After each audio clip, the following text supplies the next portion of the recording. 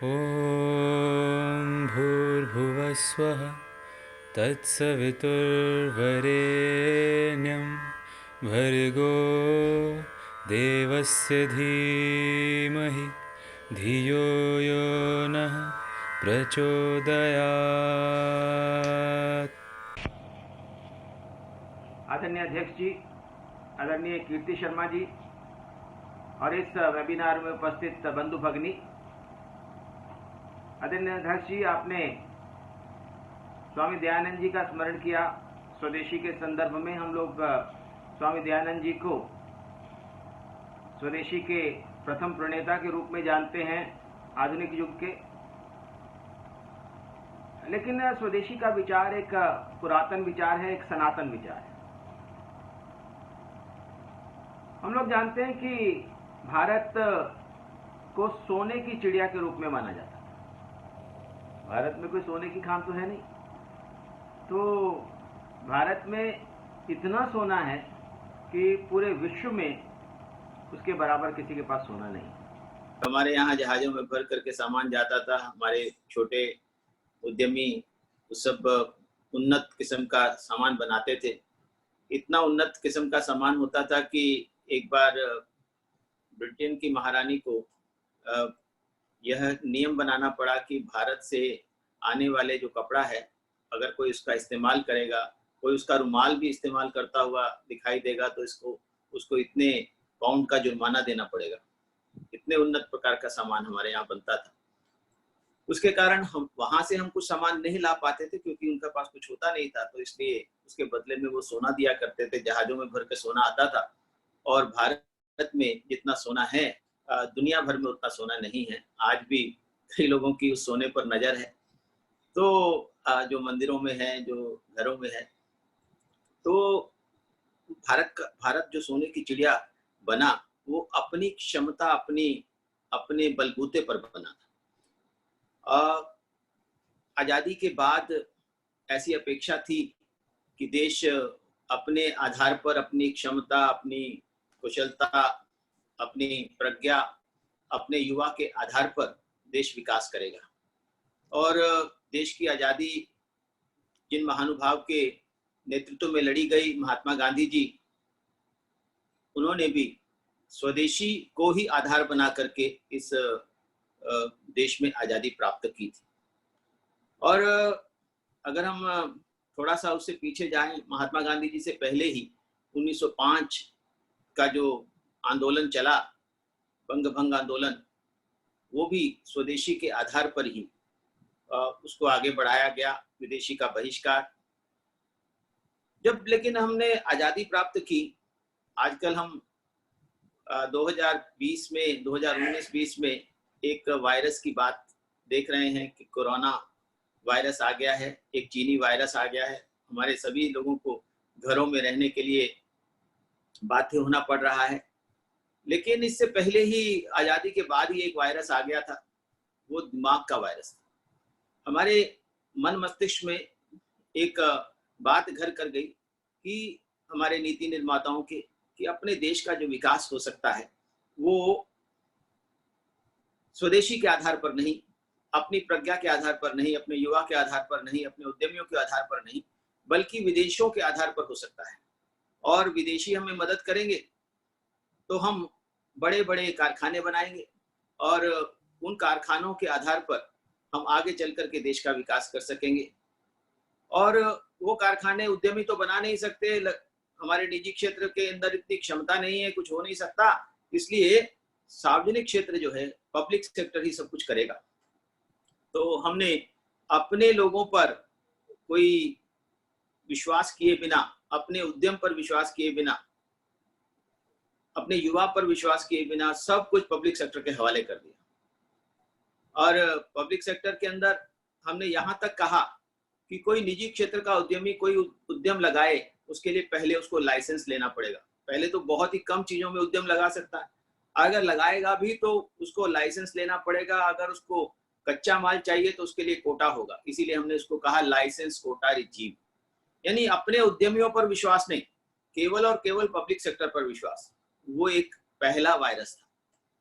1991 में एक ऐसी परिस्थिति निर्माण हुई कि उसी सरकार ने ये कहा कि अब ये पब्लिक सेक्टर वाला जो मॉडल है, जिसको नेहरू स्टालिन मॉडल कहते थे, वो फेल हो गया है। अब हम बहुत कर्जे में डूब गए। हमारे पास जो विदेशी मुद्रा भंडार है वो थोड़े ही डॉलर रह गए हैं। मात्र एक हफ्ते के लिए भी हम अपने इंपोर्ट्स के लिए इंपोर्ट बिल को पूरा नहीं कर सकते। हमें अपने सोने को गिरवी रखना पड़ रहा है। ये मॉडल फेल हो गया है। मॉडल फेल हो गया तो क्या करें? एक दूसरा मॉडल लेकर गए। उस मॉडल में भी अपने लोगों पर कोई विश्वास नहीं।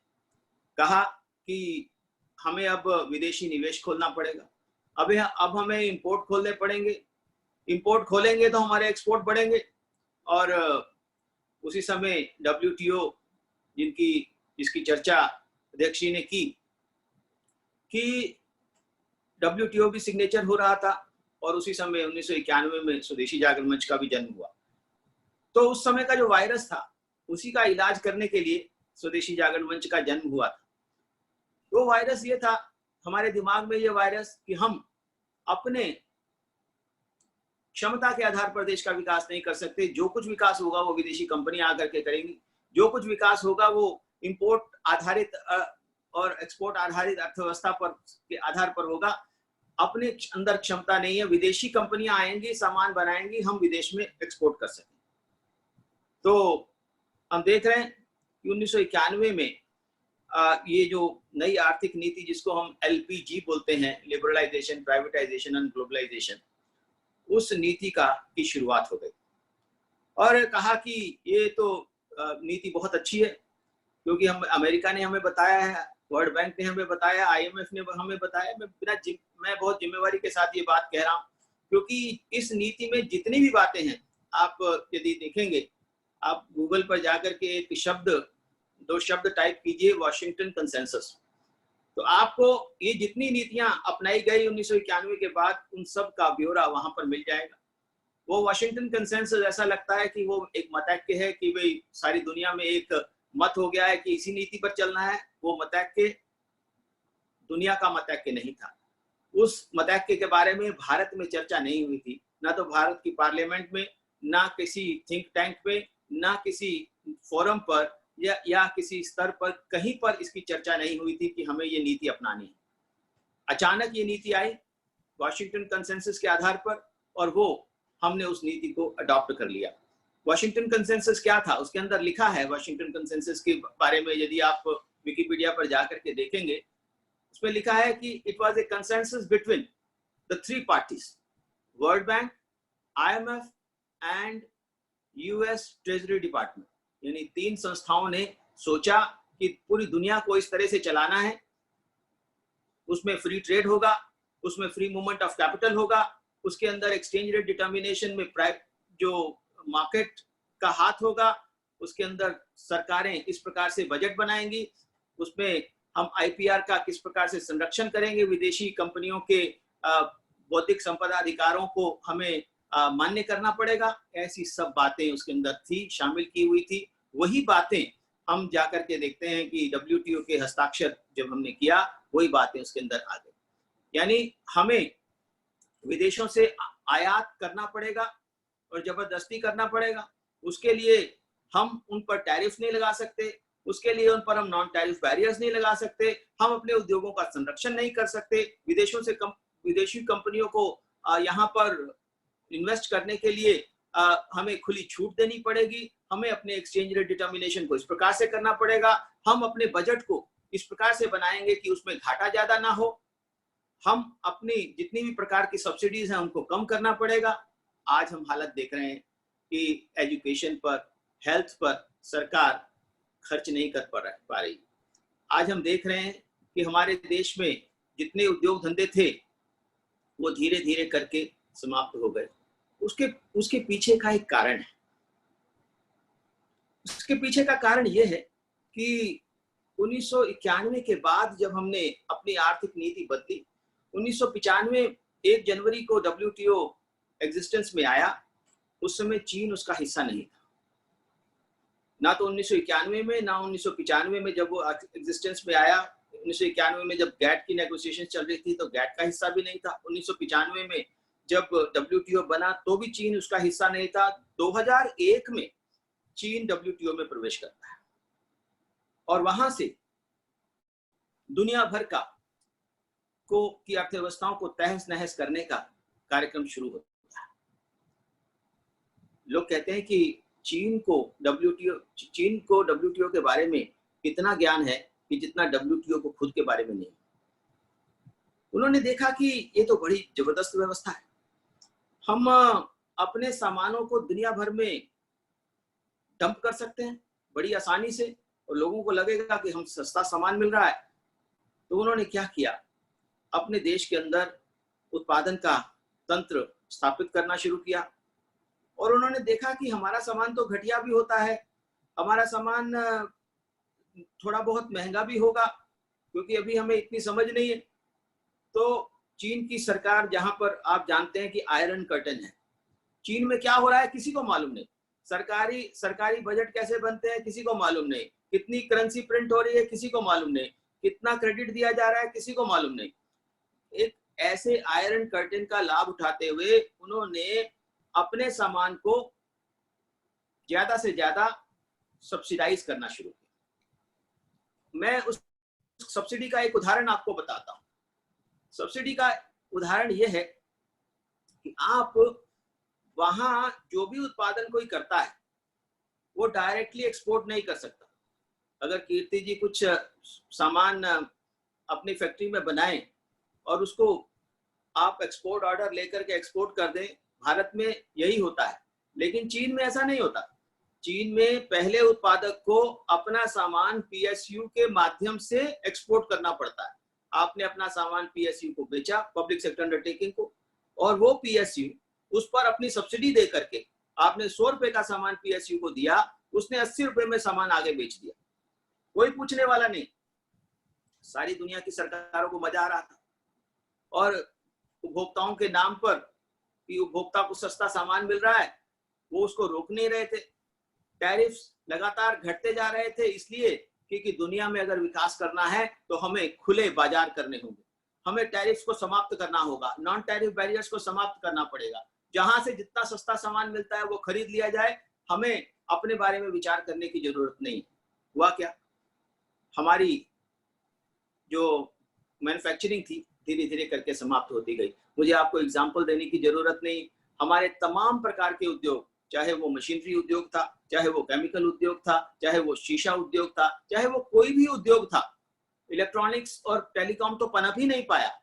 यानी हमारे जितने भी स्थापित उद्योग थे धीरे धीरे करके समाप्त होते चले। केवल जो ऑटोमोबाइल इंडस्ट्री हमारी बची, उसके पीछे भी एक कारण था कि बड़े लंबे समय से हमारी ऑटोमोबाइल इंडस्ट्री चल रही थी, अडॉप्टेबिलिटी भी थी, बहुत सारी बातें, उसको उस विषय में मैं नहीं जा रहा हूँ, लेकिन हमारी मैन्युफैक्चरिंग खत्म होती चली गई। हमारा मैन्युफैक्चरिंग का GDP में हिस्सा लगभग 17-18% हो गया था, अब वो हिस्सा 15-16% रह गया। यानी इस बीच में जिस आधार पर देश का विकास होना चाहिए, मैन्युफैक्चरिंग, वो नहीं हो पाया। तो हमारे भूमंडलीकरण के समर्थकों ने ये कहा कि क्या जरूरत है मैन्युफैक्चरिंग की, जो सामान चाहिए होगा विदेश से मंगा ही लेंगे, जो सामान होगा चाइना से मंगा ही लेंगे। उन्होंने कहा कि एग्रीकल्चर की भी कोई जरूरत नहीं है, एग्रीकल्चर को भी बंद कर देना चाहिए। लेकिन एग्रीकल्चर तो जितना चलना था वो चला, लेकिन उसके बावजूद भी 1991 में एग्रीकल्चर का हिस्सा GDP में 25% होता था, वो घटकर अब 15% रह गया। मैन्युफैक्चरिंग का हिस्सा जो 17-18% होता था 15-16% रह गया, और बढ़ गया सर्विसेज सेक्टर। हम जानते हैं कि एग्रीकल्चर में रोजगार की संभावनाएं नहीं के बराबर। ऐसा जिस प्रकार की व्यवस्था बनाई उसके कारण, और दूसरी तरफ सर्विसेज में रोजगार बहुत ज्यादा बढ़ता नहीं। ये अर्थशास्त्रियों के बीच में मतैक्य है इस बात में कि अगर रोजगार बढ़ सकता है तो वो मैन्युफैक्चरिंग में बढ़ सकता है, मैन्युफैक्चरिंग से रिलेटेड सर्विसेज में बढ़ सकता है, लेकिन जनरल सर्विसेज में ये रोजगार बढ़ने की संभावना नहीं है। सॉफ्टवेयर सर्विसेज हैं, बाकी सर्विसेज हैं, कुछ लोग लगते हैं ज्यादा उत्पादन, ज्यादा डॉलर, ज्यादा रुपयों के उत्पादन करते हैं, तो इसलिए लेकिन उसमें रोजगार की संभावनाएं कम है। तो चूंकि रोजगार नहीं बढ़ रहा था, धीरे धीरे करके हमारे देश में बेरोजगारी बढ़ती गई। एक OECD का आंकड़ा है, बताते हैं कि हमारे देश में युवा बेरोजगारी यानी जो 15 से लेकर 25 साल की आयु के बीच में जो लोग हैं, उसमें 30% लोग ऐसे हैं जो ना तो रोजगार में हैं, ना शिक्षा में लगे हैं और ना ही ट्रेनिंग में लगे हैं। नीदर इन एजुकेशन और इन एम्प्लॉयमेंट और इन ट्रेनिंग, उसको नीट कहा। तो नीट की परिभाषा के हिसाब से 30% लोग हमारे यहाँ नीट हैं, यानी बेरोजगार हैं। अगर हम अमेरिका और यूरोप की बात देखते हैं तो अमेरिका में भी अधिकांश जो युवा हैं या तो बेरोजगार हैं या बहुत घटिया से रोजगार में लगे हुए हैं। यूरोप में आधा यूरोप इस समय ऐसा है जहां 50% युवा बेरोजगार है। ये सब चाइना के वजह से हुआ। चीन ने हर जगह पर, आज अमेरिका में अगर आप घूमने जाएं तो जितने भी इंडस्ट्रियल क्लस्टर्स थे अमेरिका के, आजकल सब बंद पड़े हुए, वहां कोई उद्योग नहीं चलता। यूरोप के सभी उद्योग बंद हो गए। ऐसे में जब ट्रंप आए, उन्होंने कहा कि हमें अपने देश में चीन को स्थान नहीं देना है, चीन को बाहर करना है। और उनका जो पूरा का पूरा इलेक्शन कैंपेन जो था वो चीन के खिलाफ था। हम चीन के सामान को रोकना है, ऐसा उन्होंने कहा। और हमने देखा कि किस प्रकार से ट्रेड वार के कारण चीन को काफी अमेरिका से नुकसान होना शुरू हो गया। चीन और अमेरिका के बीच में टसल जो है वो किसी मिलिट्री को लेकर के नहीं है, किसी स्ट्रैटेजिक इंटरेस्ट के कारण नहीं है, वो केवल इकोनॉमिक टसल है। उसी तरह से यूरोप ने भी विचार करना शुरू किया। उधर चीन लगातार हमारे देश में पैंट बनाता चला गया। हमारे टेलीकॉम में ज्यादा से ज्यादा सामान चीन का आना शुरू हो गया। हमारे इलेक्ट्रॉनिक्स में ज्यादा से ज्यादा सामान चीन का आना शुरू हो गया। ऐसे में स्वदेशी जागरण मंच ने लगभग 4 साल पहले एक बड़ा अभियान लिया। हमने पूरे देश के लोगों को इसके बारे में जागृत करना शुरू किया कि किस कारण अभी चीनी वायरस तो अभी आया है। हमने 4 साल पहले ही चीन के वायरस के बारे में लोगों को बताना शुरू कर दिया था कि ये ऐसा वायरस है, ऐसा चीन का आक्रमण है जिससे हमारे उद्योग धंधे खत्म हो गए हैं, जिसके कारण हमारा रोजगार खत्म हो रहा है और हमारे ही द्वारा हमारे यहाँ से पैसा कमा करके चीन अपनी आर्थिक शक्ति को मजबूत कर रहा है और उसके आधार पर हमारे देश के दुश्मनों को मदद कर रहा है, और डायरेक्ट और इनडायरेक्ट तरीके से।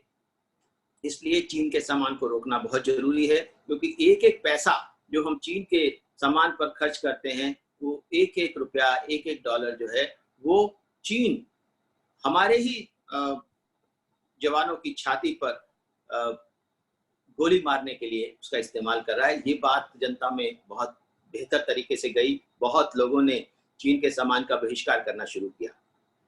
तो उसके बाद जो सरकारें थी उनको भी समझ में आना शुरू हुआ। हमारी सरकार प्रारंभ में मैं आदरणीय मोदी जी की सरकार की बात कर रहा हूँ।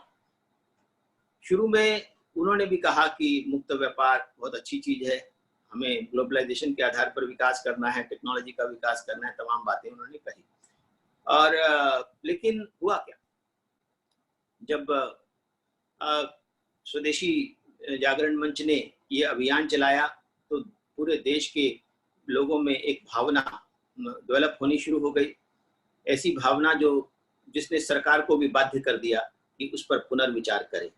और हमने सरकार को बताया कि ऐसे अगर लगातार ये ट्रेड डेफिसिट बढ़ता चला जाएगा, ऐसे जब लगातार चीन से आयात बढ़ते चले जाएंगे तो हमारे उद्योग क्या, कृषि क्या, सब समाप्त हो जाएगा, हमारे सेवा क्षेत्र भी समाप्त हो जाएगा, हम एक प्रकार से आर्थिक रूप से गुलाम हो जाएंगे। हमें इसको रोकने की जरूरत है। तो उस समय सरकार ने इस बात को समझा। मैं इसको आपको एक दूसरे ढंग से भी बताने की कोशिश करूंगा। पहले जब 2001 में मैंने बताया कि चीन WTO में आया, उस समय चीन के साथ हमारा व्यापार घाटा मात्र $0.22 बिलियन का था। $1 बिलियन आज की डेट में 7600 करोड़ रुपए का है। $0.2 बिलियन का हमारा घाटा हुआ करता था। वो 2017-18 में बढ़कर $63 बिलियन तक पहुंच गया। उस समय स्वदेशी जागरण मंच का अभियान अभी शुरू ही हुआ था, 17-18 की बात है, उस समय ये हमारा घाटा $63 बिलियन तक पहुंच गया था। $63 बिलियन का मतलब $1 बिलियन का मतलब है 7600 करोड़। अब आप ये देखिए 7600 करोड़ रुपए का उत्पादन यदि हम बाहर से खरीदते हैं तो कितने रोजगार को हम बाहर एक्सपोर्ट करते हैं। लेकिन अगर हम $63 बिलियन का अतिरिक्त सामान बाहर से खरीदते हैं, बैलेंस ऑफ ट्रेड डेफिसिट की बात कर रहा हूं, जितना हम इंपोर्ट करते हैं जितना हम एक्सपोर्ट करते हैं, हम इंपोर्ट कर रहे थे $73 बिलियन, एक्सपोर्ट कर रहे थे $10 बिलियन, तो डिफरेंस था $63 बिलियन। इतने जॉब्स हम बाहर एक्सपोर्ट कर रहे थे। इसी के कारण हमारी बेरोजगारी बढ़ रही है, ऐसा हमने सरकार को समझाया, पूरे अर्थशास्त्रियों को भी समझाने की कोशिश की। उनको कितनी समझ में आई मुझे मालूम नहीं, लेकिन सरकार को धीरे धीरे करके समझ में आना शुरू हुआ। उन्होंने एंटी डंपिंग ड्यूटी लगाना शुरू किया। हमने सरकार को कहा कि कोई भी सामान आता है चीन से, आप उस पर एंटी डंपिंग ड्यूटी लगा सकते हैं। अफसर उनको समझाते थे कि एंटी डंपिंग ड्यूटी लगाना बहुत मुश्किल है, उसके लिए हमें पूरी प्रक्रिया करनी पड़ती है, उसके लिए जितने भी हमारे उद्योग धंधे हैं उनके बैलेंस शीट देखना पड़ेगा, उनके उसके बारे में देखना पड़ेगा। एंटी डंपिंग का सिंपल सा फंडा ये है कि अगर कोई सामान हमारे यहाँ बिलो द नॉर्मल प्राइस बेच रहा है उसको डंपिंग कहते हैं। यानी अगर अपने देश में वो $10 का बेच रहा है, हमारे देश में वो $8 का बेच रहा है, तो इसका मतलब वो डंपिंग है। तो हमारे देश के पास अधिकार है कि वो एंटी डंपिंग ड्यूटी लगाए। दूसरे देशों के संबंध में हमें उसकी प्रक्रिया को फॉलो करना पड़ता है, ये सही है, लेकिन हमने सरकार को समझाया कि अफसरों की बात सुनने की जरूरत नहीं है, आप बिना सोचे समझे सीधा एंटी डंपिंग ड्यूटी लगाइए, क्योंकि आपको WTO में इसके बारे में कोई क्वेश्चन नहीं कर सकता, चीन समेत। तो उसका कारण यह है कि चीन एक नॉन मार्केट इकोनॉमी है, WTO में डिफाइंड है कि जो नॉन मार्केट इकोनॉमीज WTO की मेंबर हैं, जहां मार्केट नहीं चलती है, जहां सरकार सब निर्णय करती है, वहां पर हमें एंटी डंपिंग ड्यूटी लगाने के लिए किसी भी प्रकार से विचार करने की जरूरत नहीं, सीधा एंटी डंपिंग ड्यूटी लगाई। सरकार ने लगाना शुरू किया। 140 आइटम्स पर जो एंटी डंपिंग ड्यूटी लगाई, 100 से ज्यादा आइटम्स चीन की थी। उसका असर होना शुरू हुआ। एंटी डंपिंग ड्यूटी लगाते ही हमारे यहाँ केमिकल, दूसरे प्रकार की उत्पादों पर एंटी डंपिंग ड्यूटी जब हमने लगाई तो उनके इंपोर्ट कम होने शुरू हो गए। फिर हमने समझाया कि सरकार को कि अब आपको टैरिफ्स भी बढ़ाने चाहिए। तो सरकार ने कहा कि हम टैरिफ कैसे बढ़ाएं, हम तो WTO के सिग्नेटरी हैं। हमने बताया उनको कि WTO में आज 40% बाउंड रेट ऑफ टैरिफ है, यानी हम 40% ऑन एन एवरेज टैरिफ लगा सकते हैं। सारी आइटम्स को मिला लीजिए, किसी पर 100 लगाइए, किसी पर 50 लगाइए, किसी पर 70 लगाइए, किसी पर 10 लगाइए, तो आपको ऑन एन एवरेज 40% लगाना है। और आप लगा कितना रहे हैं? 9.75%, 10% से भी कम एवरेज लगा रहे हैं, तो आप लगा सकते हैं। तो सरकार को समझ में आया, उन्होंने इलेक्ट्रॉनिक्स और टेलीकॉम आइटम्स पर, मोबाइल फोन इत्यादि पर 10 से 20% ड्यूटी कर दी। उसका असर यह हुआ कि काफी इंपोर्ट कम हो गए, लेकिन चीनी लोग बड़े होशियार थे, उन्होंने यहीं पर अपनी फैक्ट्री लगा दी ताकि उनको बढ़ी हुई ड्यूटी का सामना न करना पड़े।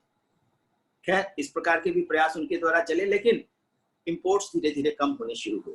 और उसका असर यह हुआ कि एक ही साल में 2017-18 में जहां $63 बिलियन का हमारा ट्रेड डेफिसिट था, वो घटकर 2018-19 में $53 बिलियन का आ गया। यानी आप समझ सकते हैं कि उस जन आंदोलन का इतना बड़ा असर हुआ कि चीन से आने वाला सामान कम हो गया।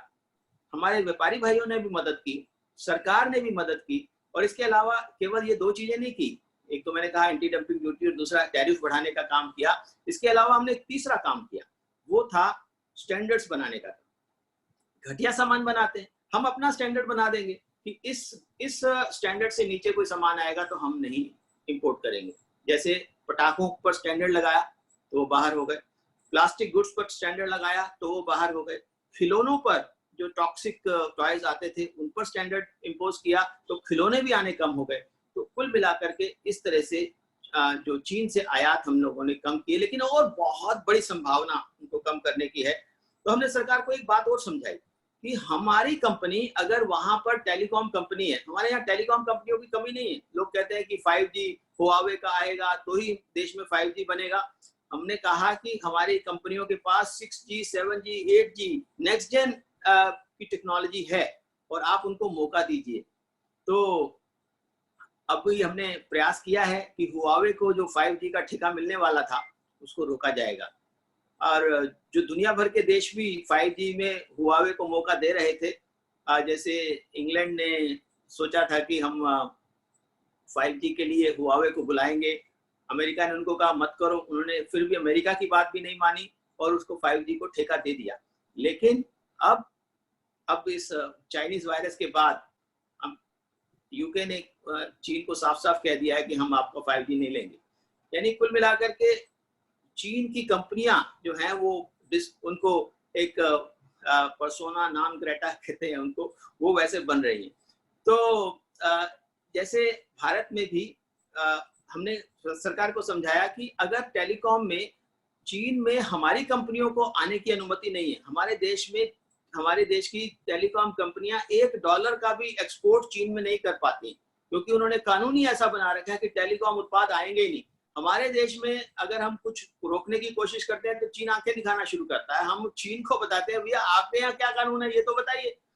तो हमारी टेलीकॉम कंपनियां विदेशों में नहीं जा सकती, हमारे यहाँ ग्रिड सर्विसेज की कंपनियां चीन में नहीं जा सकती। तो ऐसे में हमने भारत सरकार को समझाया कि आप भी इनको रोक लगाइए। तो भारत सरकार ने रेसिप्रोसिटी क्लॉज इन्वोक करके, रेसिप्रोसिटी होता है कि अगर कोई हमें नहीं आने देता तो हम भी उनको नहीं आने देंगे, कोई बड़ी बात नहीं है। तो हमने रेसिप्रोसिटी क्लॉज को इन्वोक करके हमने चीन को रोकने का प्रयास किया। अब मैं यहाँ पर निवेदन करना चाहता हूँ कि चीन के कारण हमारी जो अर्थव्यवस्था, हमारे उद्योगों पर जो प्रभाव पड़ा, उसके कारण हमारे मन मस्तिष्क पर ये बात घर कर गई कि कहीं चीन के बिना हमारा जीवन भी संभव है कि नहीं। हमें मोबाइल फोन खरीदना है तो चाइनीज, हमारे पटाखे खरीदने हैं तो चाइनीज, हमारे यहाँ लड़ी खरीदनी है तो चाइनीज, हमारे यहाँ दिए खरीदने हैं तो चाइनीज, हमें मूर्ति खरीदनी है तो वो भी चाइनीज। कब कैसे रुकेगा ये सब? तो लेकिन ये जो चीन से आया हुआ वायरस है, इसने जब पूरी दुनिया का व्यापार बंद करा दिया और ऐसा लगा कि अब क्या होगा। हम तो पीपीई किट्स भी नहीं बनाते, हमारे पास शायद वेंटिलेटर बनाने की भी सुविधा नहीं है, हमारे यहाँ मास्क भी पूरे नहीं बनते हैं, तो क्या करें। उस समय देश की जनता खड़ी हो गई, उन्होंने कहा हमें डरने की जरूरत नहीं है। वो पीपीई किट्स जो 1000 रुपए का हमें बेचते हैं, हम आपको 200 रुपए का, 100 रुपए का बना देंगे। जो मास्क वो हमें 150-200 रुपए के बेचने की कोशिश कर रहे हैं, हम वो 10 रुपए में मास्क बना देंगे, 5 रुपए में मास्क बना देंगे।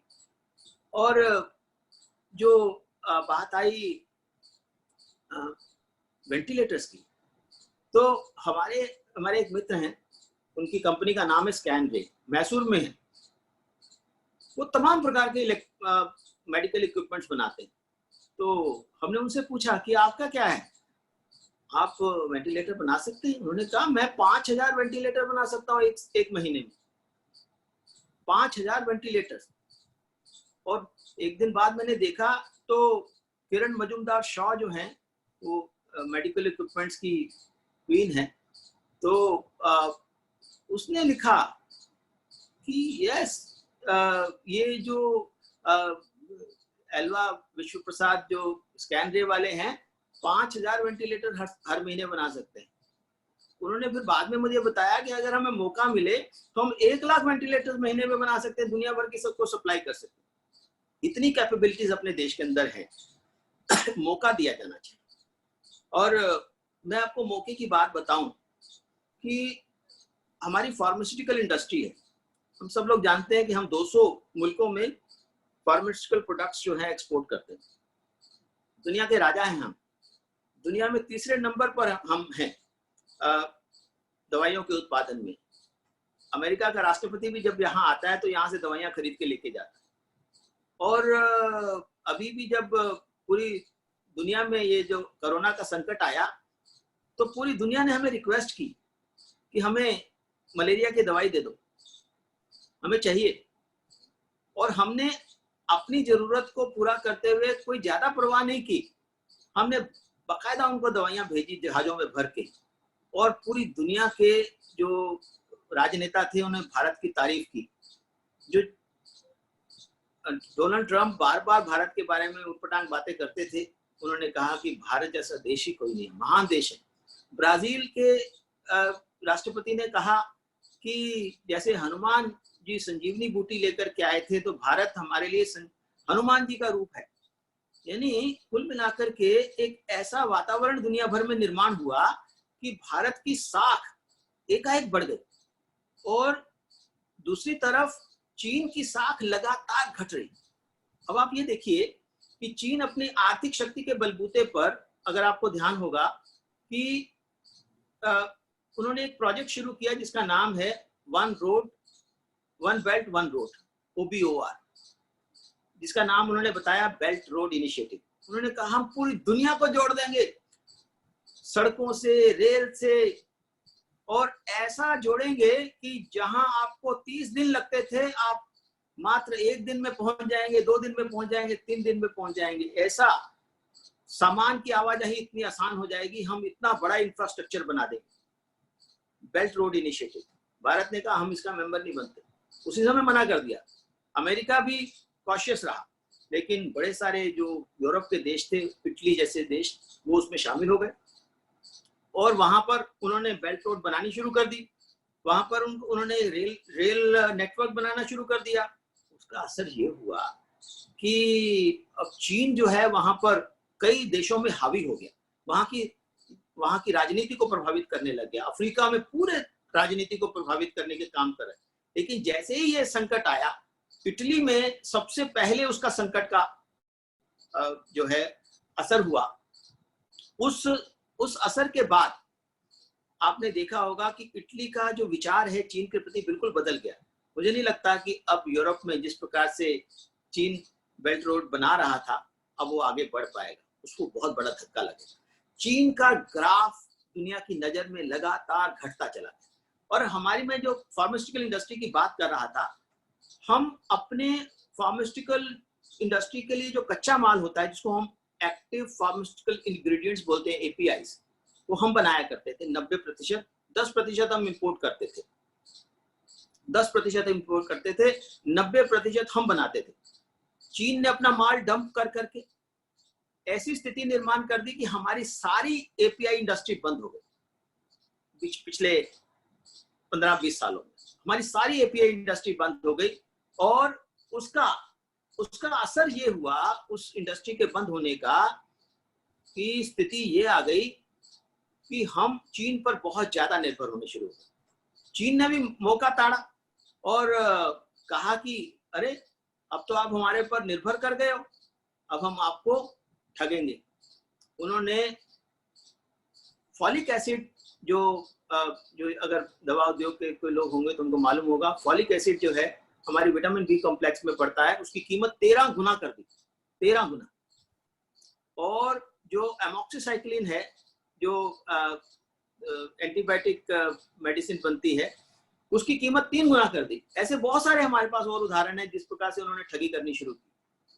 तो अभी जब ये विषय आ गया, कोरोना वायरस वाला, चीनी वायरस वाला, तो भारत सरकार ने कहा कि अब हम इनको सबक सिखाएंगे और हम अपने यहाँ API इंडस्ट्री अपनी दोबारा से स्थापित करेंगे। भारत सरकार ने 3000 करोड़ रुपए का एक पैकेज लेकर के आए API इंडस्ट्री को दोबारा बनाने के लिए। जो सरकारी क्षेत्र की कंपनियां बेच रहे थे हम लोग, IDPL और दूसरी कंपनियां, बंगाल केमिकल का भी आपने नाम सुना होगा, अभी रिसेंटली जो मलेरिया की दवाई बेचने का काम उन्होंने किया, तो वो सब कंपनियों में दोबारा से काम शुरू हो गया API बनाने का। और 3000 करोड़ रुपए का ये जो हम लेकर के आए पैकेज, और इसके अलावा 42,000 करोड़ रुपए का पैकेज सरकार लेकर के आई है इलेक्ट्रॉनिक्स के लिए। इलेक्ट्रॉनिक्स और टेलीकॉम उत्पाद हम अपने देश में बनाएं। अब आप ये बताइए कि हम PSL भी बना सकते हैं, जिस पर चढ़ा करके हम 104 सैटेलाइट्स एक बार में अंतरिक्ष की कक्षा में स्थापित कर सकते हैं। हम एटम बम बना सकते हैं जो कोई नहीं बना सकता। हम मंगल ग्रह पर अपना यान भेज सकते हैं, चंद्रयान बना सकते हैं। हम दुनिया भर के लिए सॉफ्टवेयर बना सकते हैं। हम अमेरिका तक मार करने वाली मिसाइल बना सकते हैं। तो एक कंप्यूटर चिप्स नहीं बना सकते। ऐसा हमारे अंदर क्षमता है, हम कर सकते हैं। तो सरकार ने अभी जो योजना लेकर के आए हैं और सरकार के अंदर जो मानसिकता भी बनी है, और वो मानसिकता प्रधानमंत्री जी की बातचीत से भी स्पष्ट हो गई है। और जो हमारा विचार परिवार है उसके प्रमुख हमारे परम पूज्य सरसंघचालक जी मोहन भागवत जी ने भी अपने उद्बोधन में 26 अप्रैल को ये कहा कि हमें स्वदेशी और स्वावलंबन के आधार पर आगे बढ़ना है। स्वावलंबन का मतलब ये नहीं कि दुनिया भर से हम अपने रिश्ते तोड़ दें। स्वावलंबन का मतलब ये है कि हम दुनिया पर निर्भर नहीं करेंगे, दुनिया हमें एक्सप्लॉइट नहीं कर सकेगी। कोई हमें ये नहीं कह सकेगा कि तुम नहीं बना सकते, लो हम इसकी कीमत 4 गुना कर रहे हैं। नहीं, हम अपने आत्मनिर्भरता के आधार पर आगे बढ़ेंगे। और हमने देखा कि आज हम कोरोना के काल में अपने घरों में बैठ करके आराम से खा पी रहे हैं। गरीब से गरीब व्यक्ति के पास राशन पहुंच रहा है, फल सब्जी बाकी खाने का सामान, जरूरत की चीजें हम अपने देश में उपलब्ध करा पा रहे हैं। इसका मतलब ये है कि हम कृषि में आत्मनिर्भर हैं। हम 2 चीजों में आत्मनिर्भर नहीं थे कृषि में, एक दाल और एक खाने का तेल। इसलिए नहीं कि हमारे यहाँ उत्पादन नहीं हो सकता था, इसलिए कि सरकार की नीतियां कुछ इस प्रकार की रही पिछली सरकारों की, जिन्होंने किसान को बाध्य कर दिया कि वो उसका उत्पादन करे ही नहीं। दाल का उत्पादन कम हो गया। आपको याद होगा कि एक बार हमारे जो सरसों के तेल में एक किसी ने षड्यंत्र करके जहर डाल दिया था, और उसके कारण सरसों का तेल का उत्पादन कम होना शुरू हो गया, और उसके बाद हम खाने के तेल में हम देशों पर निर्भर होने शुरू हो गए, और आज हम बाध्य हो रहे हैं घटिया खाते तेल जो है हमें इंपोर्ट करना पड़ रहा है। उसमें भी हम आत्मनिर्भर होने की स्थिति में हैं। मैं आपको एक छोटा सा उदाहरण दे रहा हूं कि एक पिछले 3 साल पहले सरकार ने एक निर्णय लिया, हम दाल के क्षेत्र में आत्मनिर्भर होना चाहते हैं, और सरकार ने कहा कि हम आपको आपके सामान को, आपकी दाल को खरीदने की इस रेट पर खरीदने की आपको गारंटी देते हैं। एमएसपी लागू कर दिया, और अब आप देखिए कि एक ही साल में दाल का उत्पादन 56% बढ़ गया, 56%। हम पढ़ाया करते थे, मैं इकोनॉमिक्स का विद्यार्थी हूँ, एक किताब भी लिखता हूँ, तो किताब में मैं लिखता था, हर साल लिखता था 17 मिलियन टन दाल का उत्पादन, 17 मिलियन टन, हर साल 17 मिलियन टन चल रहा था। लेकिन एक ही साल में वो 17 मिलियन टन से 56% बढ़ गया। ये हमारे देश की क्षमता है, हमारे किसानों की क्षमता है। उसी प्रकार से हमारे खाद्य तेलों का उत्पादन भी बढ़ा। तो मेरा यहाँ पर निवेदन ये है कि हम हर कुछ कर सकते हैं, सब कुछ कर सकते हैं। स्वदेशी, जैसे कि आज की कार्यक्रम का शीर्षक है, नारा या व्यवहारिक, स्वदेशी से अधिक व्यवहारिक कुछ नहीं है। स्वदेशी एक सामान्य प्रक्रिया है। स्वदेशी या लोकल एक, इसको कहें कि एक हमारी नेचर है, हमारी प्रकृति है स्वदेशी। हमारे देश में हमारे अंदर हमेशा से ये रहा, हम अपने आसपास के लोगों का ध्यान रखें। हमेशा ये रहा कि जो चीजें हमें गांव में मिल सकती हैं हम गांव से खरीदें। जो चीजें अगर गांव में नहीं मिलती हैं, कोई ऐसा भी सामान है जो गांव में नहीं मिलता है, अगर साबुन है तो साबुन नहीं मिलता तो चलो साथ वाले कस्बे से ले लेंगे। अगर वो कस्बे नहीं मिलेगा तो चलो उससे आगे ले लेंगे। अगर कोई नहीं मिला तो चलो दिल्ली से, बॉम्बे से मंगवा लेंगे। लेकिन बहुत कोई मजबूरी हो तो हम विदेशों से मंगाएंगे। ऐसी हमारी नेचर रही। इसी के कारण हमारा देश लगातार आत्मनिर्भर भी रहा। हमारे यहाँ रोजगार का भी कोई संकट नहीं रहा। आपने कभी सुना कि भारत के पुराणों में कहीं बेरोजगारी शब्द है क्या? आप ढूंढ लीजिए पूरे पुराण में, और पूरे हमारे ग्रंथों में कहीं ढूंढ लीजिए, कहीं बेरोजगारी शब्द ही नहीं है। जबकि अमेरिका और यूरोप बेरोजगारी से शुरू करते हैं। बेरोजगारी भत्ता जो है वो उनका सोशल वेलफेयर की स्कीम है। हमारे यहाँ बेरोजगारी शब्द ही नहीं हुआ करता था। क्यों? क्योंकि हम स्वदेशी को अपनाते थे। हम अपने आसपास के वातावरण को पुष्ट करते हुए वहीं से सामान खरीदा करते थे और अपने ही देश की बनी हुई चीजों का इस्तेमाल करते थे। तो यहाँ बेरोजगारी होने का प्रश्न ही नहीं था। तो बेरोजगारी हमारे यहाँ नहीं थी। लेकिन बेरोजगारी विदेशी की देन है। बेरोजगारी तभी होती है जब हम अपनी जरूरत का सामान विदेशों से खरीदना शुरू करते हैं। बेरोजगारी तभी होती है जब हमारा बैलेंस ऑफ ट्रेड का डेफिसिट एक्सट्रीम बढ़ जाता है। तो इसीलिए स्वदेशी जागरण मंच हमेशा हम अपने देशभक्त जनता से आग्रह करता है कि चाहत से देसी, जरूरत में स्वदेशी और मजबूरी में विदेशी। तो इतनी सी बात कहते हुए मैं आज अपना यहाँ वाणी को विराम देता हूँ, और कोई प्रश्न होंगे तो उस पर चर्चा करें।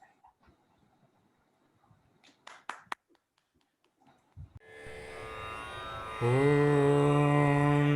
देव शान्तिः अन्तरिक्षं शान्तिः पृथिवी शान्तिः आपः शान्तिरोषधया शान्तिः वनस्पतयः शान्तिः विश्वे देवाः शान्तिः ब्रह्म शान्तिः सर्वं शान्तिः शान्तिरेव शान्तिः सामा शान्तिरेधि। ॐ शान्तिः शान्तिः शान्तिः।